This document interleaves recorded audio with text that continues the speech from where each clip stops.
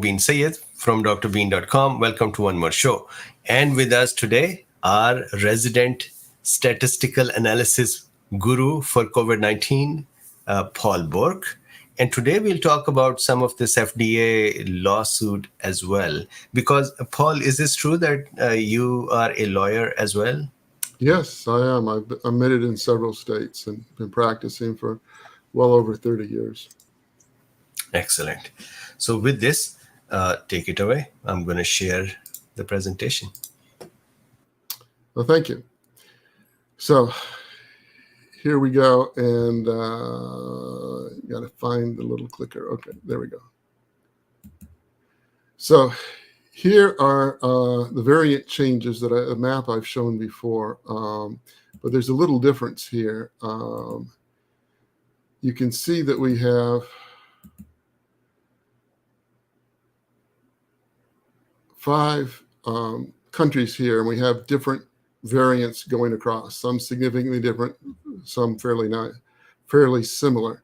And here are the countries that are listed. Okay, so out of all these, only 4 of them have information that the Our World in Data, if you're looking for the link, here's the link right here, but it's Our World in Data has, and then I just plugged in these countries for variants, and you can see that most of the countries are either not tracking variants anymore, or they're not reporting them, or Our World in Data isn't getting them.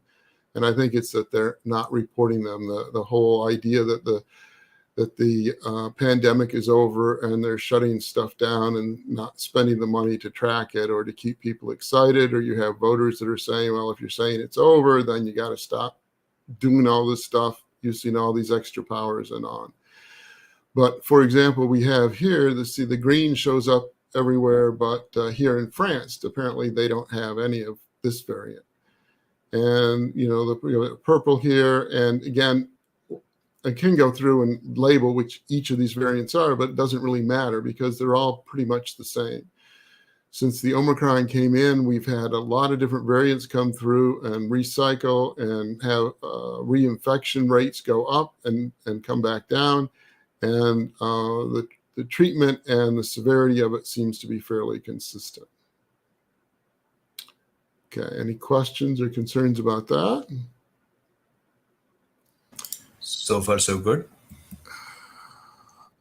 This is the variation inside England. And this is data that had always been there, but it's become broader. And this is from the Zoe app. And you can get that by just Googling Zoe and COVID, and you'll get to their place. And this shows the range of the cases per million in the different areas. And you can see they have a very, very wide range. They're getting fewer people reporting, and they're trying to continue to go forward. But again, this is showing a different way that we're getting the end of the of concern and tracking for this pandemic as it ends. And you can see looking at the lower ends and the upper ends, that there's quite a range of the relative infection rate inside the UK, even though later we'll have this, the whole UK reflected as a single number. That's not reality of what's going on with it. And for the lack of tracking, if we go then to the US, we used to have all the 11 regions, and the US CDC is a month late in reporting things, and when they report it, they only have 3 of their regions show up. So I don't think they're hiding data or trying to not put data forth because they're afraid people will misinterpret it. But I think it's, as I said here, estimates are only available for these regions. So a question for you, is this then extrapolatable or not? Can this be extrapolated for the whole country or Well, not? If they can't make the estimates for, except for these 3 regions, would that slow them down? The answer here is no. They only had data for 3 regions, but they were happy to pull the number together for the whole country and tell you this is the number for the United States. So they have the vast majority of the United States, they have 0 data for, or no data that they can report on the regional, but they're happy to tell us what their forecast is for the whole country. Yeah. There are no case counts anymore. There's no way of reporting them. Nobody cares. No one's collecting it. But I have to say, I don't often step up, or I haven't often publicly stepped up to defend the federal government and CDC. But I think I've already said this one time or more on talking to you folks. I remember when the things were first getting started, and one of the reporters, perhaps from CNN, was telling the chief medical officer of the state of Texas that they needed to do something else. I mean, you needed to report whatever, and the kind fellow said, "You don't understand." He said, "These county medical officers are elected by the county. They don't report to me. I'm trying to get them to call in at the end of the week and give me a number. I mean, this is not a case where I call them up and say, oh my gosh, I'm the guy from the state and you have to do this." And they would hang up the phone and never pick it up again. And if push came to shove, they're just like the FDA says, answerable to the political process. So is someone in the county not going to vote for this guy because he didn't do what the state of Texas chief medical officer said? I don't think that's going to be a major problem. So as the CDC doesn't have this data, it may well be that states and other folks are not responding. They're not getting the money from the federal government the way they were early on. There's nothing linking it in. It's not something that the reporters are asking them. Oh, we need the CDC's guidance on this vaccine coming in, and how many doses are we getting, and all this. And right now, what if you're the head of the CDC or the head of the federal government's program, and you call the state of Washington up or the state of Texas, and they say, yeah, I'll get back to you right after never. What are you going to do? And Paul, I think Tech Adson make a good point. Didn't that last chart say region 4 and not the whole US? So on the variant list, it says region 4, Alabama, Florida, Georgia, Kentucky. If you keep going up on this right side. Okay. Yeah. This one. Yeah, this says region 4 here. You're right. So could this be that they're just saying that, hey, this is just region 4 and we're not talking about the whole US? The nowcast here says it doesn't. Here it does have a fact that it's limited to region 4. And so these are not region 4, I don't think, but it may be. But they're going to have the same kind of variation across the country. The numbers will be perhaps a little different. But we have, go ahead. Down in the footnotes, they are saying enumerated lineages are US variants of concern and lineages circulating above 1% nationally. So they do extrapolate it to nationally, but they're saying we're taking data from region 4. That's my understanding of these. Right. Or they too don't, this is probably boilerplate from before, and they probably, when they updated this, they didn't limit the other. And so even if this is just region 4, this is the data that they have available for it. And here it does say region 4 here for the 2-week period. But if we take a look at the numbers going across, and we can see that this tan is growing, which is EG5. The green one is growing. The other green one is growing. And the pink one went down, but supposedly is about to start growing a little bit. And so looking up the code, these are the ones. It's EG5, XBB 1.16.6, XBB 2.3, and FL 1.5.1. And now as I understand it, the symptoms will change a little bit as each variant or variant class has different proteins on it. It will respond differently to a person and infect a person a little differently. And the person may notice some difference or they may not. But across the board, I haven't heard that there's any real shift with the latest variants. I mean, there has been a shift from early on where we had the Anosmia, and you want to talk about that? Yeah, absolutely. And MGW, you're saying that Paul's audio keeps breaking up. It is not breaking up for me. So maybe the relay is not consistent to everyone. So very quickly, I want to talk about anosmia. And let me share this, my screen. Couple of things over here. This is Washington Post. They're talking about risk of smell loss from COVID has plummeted since 2020. But hold on, there is a study in here. So if you go to this one, if you just search for risk of smell loss from COVID, it's in Washington Post. And then within this post, if you go and click here, the findings published in the journal Otolaryngology, head and neck surgery, if you click that, you'll come to this study.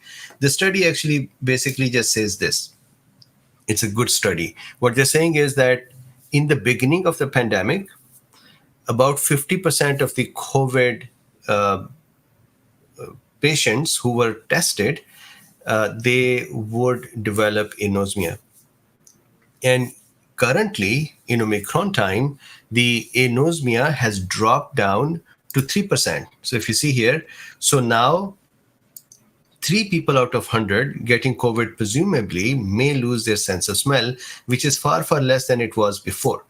So let's say that it is becoming lesser and lesser. This is what I want to make sure that we can quickly note, that there is something good about this. That something good is this. So what happens is, if this is a nose, let's say this is this is a nose, and then at the roof of the nose there is a bone called cribriform plate. Cribriform plate. It is called cribriform plate because it has holes in it, and so the one side of the bone is facing the inside of the skull, and the other side of the bone is actually facing the cavity of the nose. So above this bone is olfactory nerves bundle, which is called olfactory. Olfactory is the sense of smell nerve, right? Olfactory bulb, because it is kind of dilated here, looks like a bulb. And then from here, the nerves, olfactory nerves, enter the nasal tissue. This is actually in our whole body. This is the only area, the roof of the nose and the sides of the nose, where the nerves, raw nerves, directly are exposed on the surface of the body. This is the only one place where it is. There is no other place in our body where nerves are just present on the surface. Now, these nerves, when they are present here, there are cells between them that are kind of supporting cells. These cells, of course, are the cells that are present on the external surface. Remember, the cavity of the nose and mouth and GIT are all actually external surfaces. And one simple rule to check what is an external surface is to see if mouth or nose or eyes or urethral system or reproductive system or anus, if that surface, that whatever you're thinking about, can be reached from any of these orifices or holes. If it can be, then it is surface, even if it is inside. For example, airways, even when they are inside our body, are actually surfaces that can be reached from outside. That means they're epithelial surfaces. So these epithelial cells here provide support to the nerve tissue cells. Now, where am I going with all of this? There was a study from UK. There are actually a few studies from UK. One study from UK said that the anosmia occurs because the virus binds with these epithelial cells, and it kind of causes damage there, and the epithelial cells swell up and there is inflammation in the local area. That inflammation causes the olfactory nerves to become compressed and not have the right nutrition, and inflammatory cytokines are irritating them. The result is we develop malfunction of the olfactory nerve, and we have this sense of we have anosmia, or less sense of smell. which then also translates into distaste, because the flavor is a combination of smell and the taste together. And so when we say that we can't taste, actually we can taste. Our taste is working fine, our smell is not working correctly. Now this was one study. Then came another study from Oxford, UK, in which what they had done was they had some participants who had donated their bodies for medical research, and these participants were giving their brain images throughout their life. And some of them got COVID as well, and some of them had anosmia as well. And so this study showed that those people who had anosmia, and when they died, their brain had shrunken by about 2% globally. And this study postulated that probably the virus itself kind of binds with the nerve and then gets into the olfactory system, and then through that it gets in the brain and causes inflammation of the brain, compression of the brain, and damage to the brain tissue, which causes some neurons probably to die, and the brain tissue actually reduces in volume. There are more studies as well that have speculation for what is the outcome of the anosmia. But generally, we can agree. For example, the third study is about the lymphatic system malfunctioning, and I've done lots of discussions about that. The common thing in all of this is that when there is anosmia present, there is some involvement of the nervous tissue possible, and that could result in brain fog and other neurological symptoms. That means the new variants, if they keep moving away from anosmia, that means they are involving the nasal area lesser. What does that mean in general? Remember, if we see, so let's say this is mouth, and let's say this is the airway, then here nose, roof of the nose, then here this, I'm just drawing verbatim, so please don't mind, some teeth over here as well, there is a tongue here as well, etc. So we know that other humanized coronaviruses or human coronaviruses, they live in the throat and the nose and so on, and they cause about 20% of the common cold infections. And 80% of us, 74 to 80% of us have these human coronaviruses in our throat.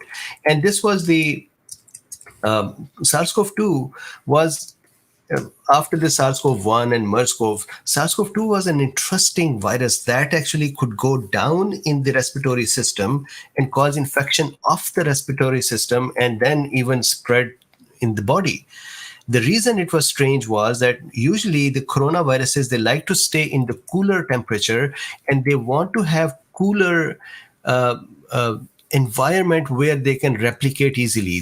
The proteins that they have that work. So if this is a cell and the virus is RNA is in here and the proteins are in here, they want the cell to be kind of cold so that their proteins, the virus proteins, can work correctly to make more viruses. And if you heat up the cell, then the virus protein don't work very well. And so it was strange that the SARS-CoV-2, although SARS-CoV-1 and MERS-CoV had similar things, but they were not very potent about that. SARS-CoV-2 was a very potent virus that it could go down in the lungs where temperature was higher and even then be able to replicate. And then we also saw that SARS-CoV-2 went up in the ears, it went to the nose, it went to the eyes. So it was just spreading everywhere. Now the latest variants, the more we hear things like they're causing less intense, less severe respiratory system problems, that means they're moving away from respiratory system. If they are causing less tinnitus or less anosmia, that means they're moving away from there as well. So where are they going back? They're going back to the throat and nose, which is a regular human-friendly coronavirus. So these are, at least for me, these reduction in anosmia and reduction in tinnitus, you may have heard less tinnitus, and reduction in ICUs or severity, although the current ARIS is causing 17% more ICU or hospitalization compared to last week, and compared to July, almost double, but not as compared to the previous ones. So this reduction in intensity actually means that it is going to soon become a human coronavirus. And we'll see it would still damage those who may be vulnerable, but generally it would continue to become more and more human friendly. So this is what I wanted to say. Thank you very much for this chance to explain this. Back to you, Paul, with your Thank you, presentation. Mobeen. It's always good to see you draw and share medical information. Okay, let's see. So we had a question early on about whether the vaccine has caused more variants. And here, this slide is one that I showed before, but we have new things on it, and it shows that isn't true at all. Starting back at 2020, this is the variant rate, the number of variations, and each color is a different group of variants, if you will, a classification. And there's changes in it, but when they called it alpha, beta, and here we have all the different colors coming all the way down, and including the EG5.1, which is this red one here. That's the balls are a little larger here because I clicked on it when I copied that. And you can see here I've drawn lines through that show that the mutation rate is basically the same. So we didn't have vaccines back in 2020. We have them now. We had a lot more people taking them earlier, and the variation rate seems to be fairly steady. And we've looked at it before, and I've brought a parallel one down here and started 22 to 23, and we've been in the 10, 13, 15 range, and now on this graph, it looks like it's maybe a little under 10, but certainly not increasing. And one of the problems with the graph and going from month to month when I do these presentations is that they change the data. They update it, and so but there's nothing here that I think shows that things are getting out of control, that things are different, or that the fundamental COVID SARS-CoV-2 virus is reacting any differently than it has for the whole time. Does that make sense to everybody? Yes. Okay. Now we have all these new variants, and here are the 4 with the little arrows showing you where they are, and they're subs of XBB and BA5.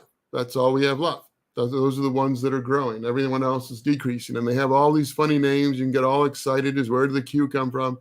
It's just a daughter of BA5 with a few more mutations. And the mutation, don't think about a mutation as a shift from the design. As mutations, a shift from when they first sequenced it. And it may be going back to a prior version of what the SARS-CoV structure was like. We don't know what it came from before.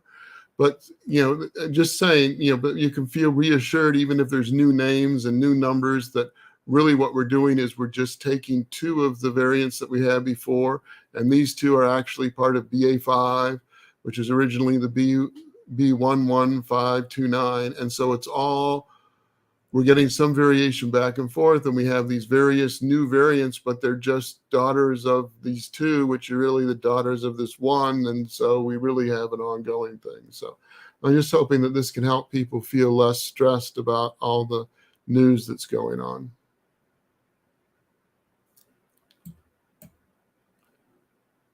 And that slide was from the CDC. If you look at the CDC site and the COVID and look up variants, that one is for a little ways down.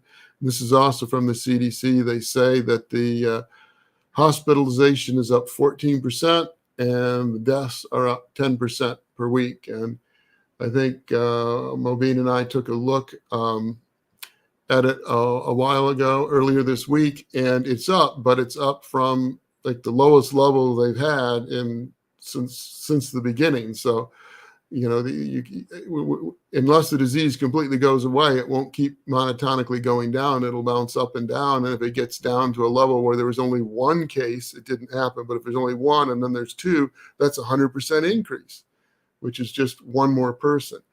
And to do note that the total deaths are increased and people are still dying, and 10% more this week. So I'm not trying to say it's trivial, and can't hurt anyone, but across the whole country and across their data is showing that in general, this is less dangerous than it was before and going forward. And the one thing that we don't know is these deaths are all reported by county medical officers that we talked about before. And if some county medical officer puts a COVID label on it, some guy from CDC isn't going to come back and check and go look over an autopsy or anything else. They're going to take the numbers just the way they are. And also, if we have a very consistent number of infections and deaths across the country, and it goes from one county to another county in the same state or one state to another state, we may get a dramatic increase or decrease because of how they classify the cases as being caused by or causing death or not causing death. If you remember, even in Great Britain, where they have a government-run healthcare system, for a long time they were reporting 2 different kinds of deaths. They had 2 different ways of doing it. And so again, I'm just saying that my view is that it's low levels, it's a little up, but I don't think it's anything that is going to cause real concern or get a lot more people infected in the near future. Just a very quick answer to Jean. So Jean, yes, it is possible. It is possible. Here's the number or the graph that we've had before, that we've talked about before. They say now I think there's 65,464 new symptomatic cases, and you saw that their error bars were essentially 2x. So these numbers may be difficult, but I think they're projecting the same. It doesn't look like it looks like it's maybe there was a sort of a peak and there's a new infection coming in, or something funny is happening right here at the end. But I wanted to show you, I took a look and did a curve fit. And what I did is I took the peaks, the various peaks, and in order, and put them together. And I had done this before, and I get a linear fit with a 90% of the variation explained by this, and it says if it's going to continue right about there, if everything stays the same, and we know it won't, but it's decreasing at a rate right now that if it kept going, that there'd be no cases. And if we look at the trough, we get something different. But I now have enough points that I think it makes sense to take a look at an exponential curve. And one of the reasons to do that is almost all biological growth and decrease are exponential. And so there's a good theoretical reason for doing it, and the R square ends up going from 90% to 96% of the variation explained. And this is really useful for a reason I'm going to show you in just a second here, is 96 and then it was a 0, now it's a 2. And it's not saying that the decrease is consistent across the country, but just that the graph ends up zeroing out. And if I move the next data point, which has it on the graph, but the next peak, and I move it from here over to here, this correlation coefficient stays the same, because it's really driven by this upper end and all these data points. And so what I think we're seeing is that there's a lot of different things that are going on, but overall, either the COVID virus, the SARS-CoV-2 is acclimating to people, or people are acclimating and learning how to respond to it. But for whatever reason, we're getting a very, very consistent decrease in the infection rate. And there's a lot of bouncing up and down. It goes up and down, but this is the peak coming down here. Now, part of this is... We're going to make a meme of chart title. John is saying that. Going to make a what? Chart title? No, I just left it the way I didn't put anything in. I could have said an earlier draft had exponential, but then if we go up one, see, it said exponential, but then I did it again, adding that other point, and I didn't put the title in.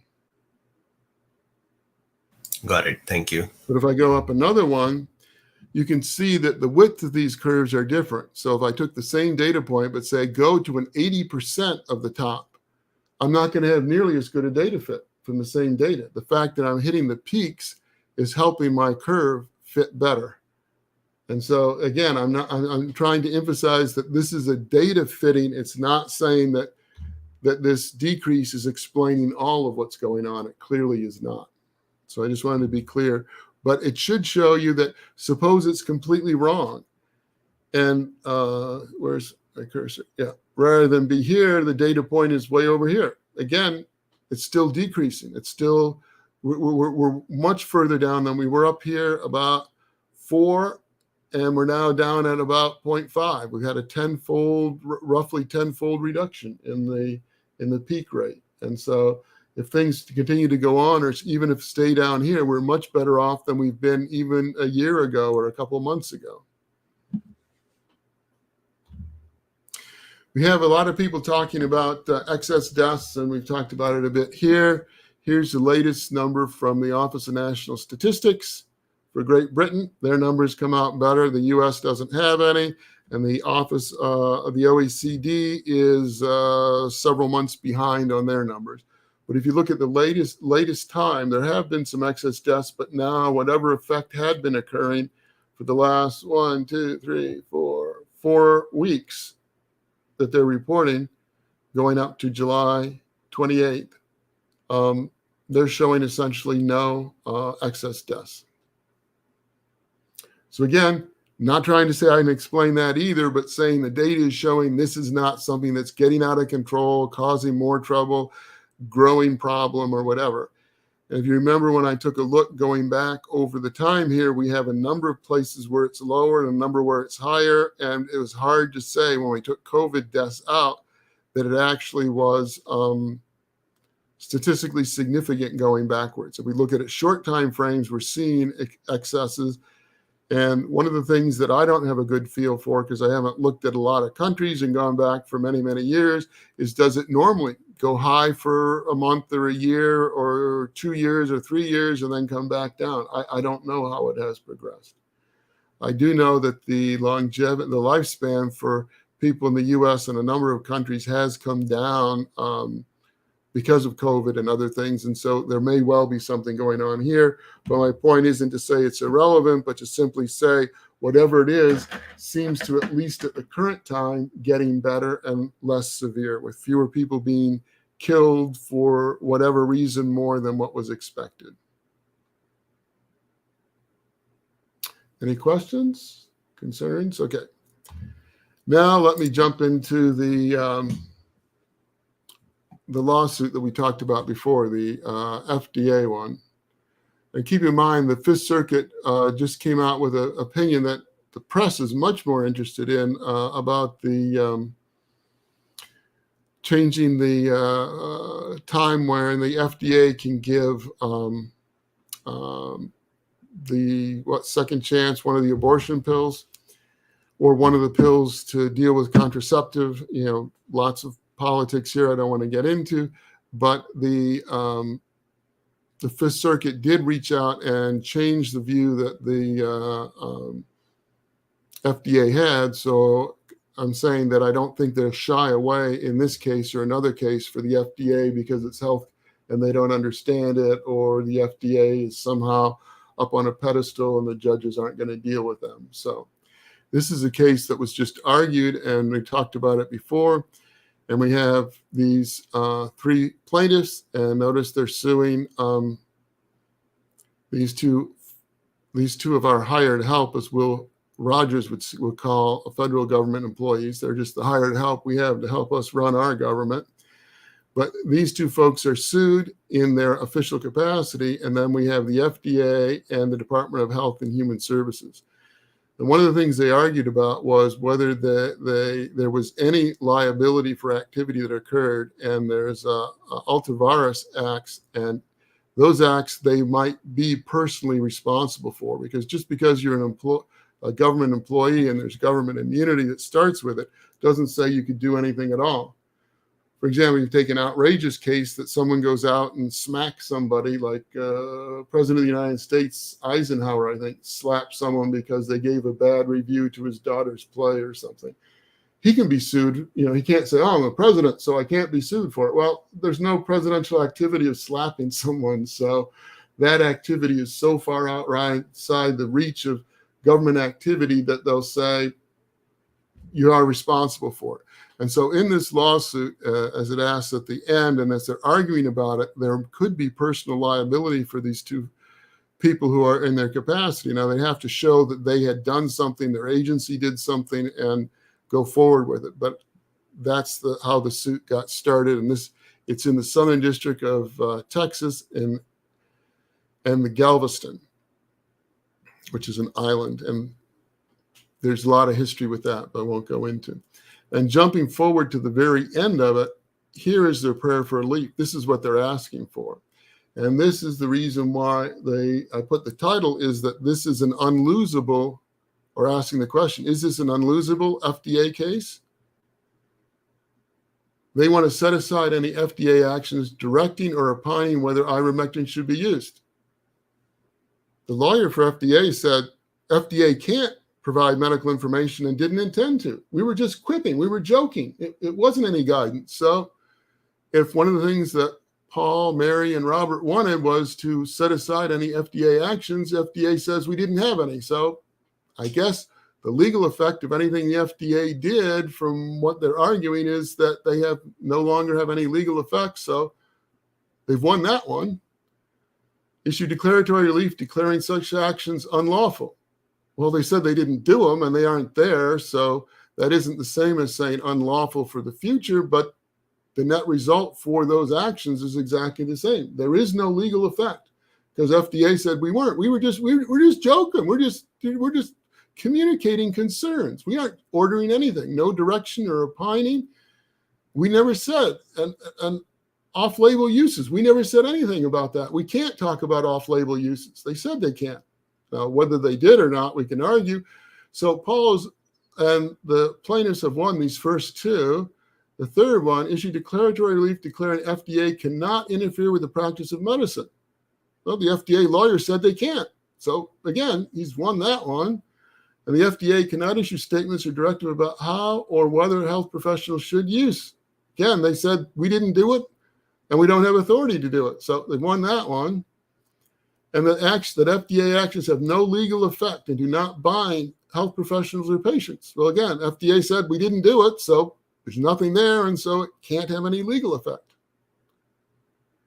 Issue injunctive relief enjoining them from engaging in all such actions. So again, they say they haven't done it. Rather than have a court order you can run into and get a judge excited, they say they haven't done it and aren't doing it. So anyone else that's trying to base something on it, this is even better than getting an injunction. Award reasonable attorney fees. Nah, they haven't gotten that. A cost. Nope. And then the Equal Access to Justice Act is just a way that they can collect it. And then good lawyers always add this at the end, grant plaintiffs other relief that they're entitled to in law and equity. In case the judge thinks of something you didn't, he won't sit back and say, I wish I could have given you that, but you didn't ask for it. So the lawyer says, I'll just ask for it. Anything else you come up with. So, and you may notice that this, you may or may not notice, C. Boyden Gray is a very famous lawyer who was part of Ronald Reagan's administration and first George Bush administration. And so he's been around, retired. He's part of what Donald Trump might call the swamp, the existing DC power structure. And so they have not just good lawyers, they also have political power that's coming in terms of this lawsuit coming in. And that may have been why we heard the stress in the lawyer's voice representing FDA, because she's going up against some very well-connected and powerful lawyers. And I also would point out that when this was first starting and these things were going on, I did a review of the FDA authority, if you remember that, Mobeen. And I said, FDA doesn't have the authority to do that. And some people said, well, you must be wrong because FDA is doing it. Well, now FDA is coming out and said, I guess they didn't use those words, but I guess Paul was right. They don't have authority. And we got this big law firm and they did the search and they came up with the same answer. I also said, it's really unclear what percentage of drugs are prescribed off-label. And I said 30 to 40%. This big law firm spent a lot of time looking, and they said up to 40%. So they found the same sources that I found and nothing more. So just saying, even if it looked that way, I was somewhat happy to see that the results that I had shared with you appear to be the best that's even available today on those issues. Excellent. Thank you so much. Now, this whole thing is being discussed. So that I had promised that I would look at that. Sorry, go ahead. Okay, one last thing. This is being discussed. They talked about under Rule 12b-6. All lawyers know what that is, but here I'll show it to you. This is under the Rules of Civil Procedure, Federal Rules of Civil Procedure. It says every defense to a claim for relief and every pleading must be asserted in a responsive pleading. So you must, when we get a complaint, that be responsive to it, or if you're responding to the answer, that would be a response if one is required. But a party may assert the following by motion. Failure to state a claim upon relief can be granted, and it says it has to be given before the first responsive pleading. And so this is the procedural posture it's in. The complaint was filed. The FDA said 12b-6, they failed to state a claim upon relief can be granted. The judge I clerked for liked to say he wished they called it the great writ of so what. Accepting everything you say is true, so what? You still don't recover. That's the mode it's in. They're saying, Paul, you went on, and the other two, you went on about all these things. We're saying, even if it's all true, and for the purposes of arguing, they haven't answered. So in these proceedings, they're assuming everything said in the complaint is true, every single thing. And if they look at it and say, if everything in the complaint is true, you still don't win, why are we going to waste time litigating it? So that's the mode that they're in. So they filed the complaint. The FDA came in and said 12b-6, we don't think they've said anything that allows them to recover, even if everything they said was true. And the district judge said, yep, that's right. They went up to the Court of Appeals, and now they have an unbanked review with the three, they have the three judges looking at that to see it's not an in-bank. They could then go to an in-bank, which would have all the judges in the Fifth Circuit take a look at it. So that's what they're going forward to. And so even if they win and it goes back down, then the FDA can say, oh yeah, but some of these things you said were true aren't true. Right now, they have to accept everything that was alleged as being true, because they're simply saying, if everything you said was true, you still don't win. So again, I like the idea my judge had. Call it the great writ of so what. So, you filed this thing, and so what? You haven't said anything that caused it to work. Because if I said, oh, it's not raining here in Texas, and it's true, and Mobeen, you owe me $50,000, you would say, well, I don't care whether it's raining in Texas or not. I don't owe you any money. I'm not responsible for the weather. Okay. That's what this would do, is to get rid of suits early, quickly, and whatever. So that's the end of the legal discussion, but I wanted to explain where it was. And as things go forward, if it gets sent back down and people say, oh, he won, he may at the end not win. But, so that's where this is right now. Got it. Thank you very much. Thank you for this analysis. Thank you for the stats. And hopefully that anosmia thing was also useful. Anything else in your mind? If anybody wants to know, this is Paul Merrick's background and certifications from the lawsuit, just telling you how great and learned person he is. Yeah. Yeah, he is. Cool. So thank you very much. Thank you, KoolBeens, for being here. I would actually see you again tomorrow as well. Thank you, Paul, for the presentation. And stay safe and happy and healthy, everyone. Bye for now. Thank you. Thank you, Paul.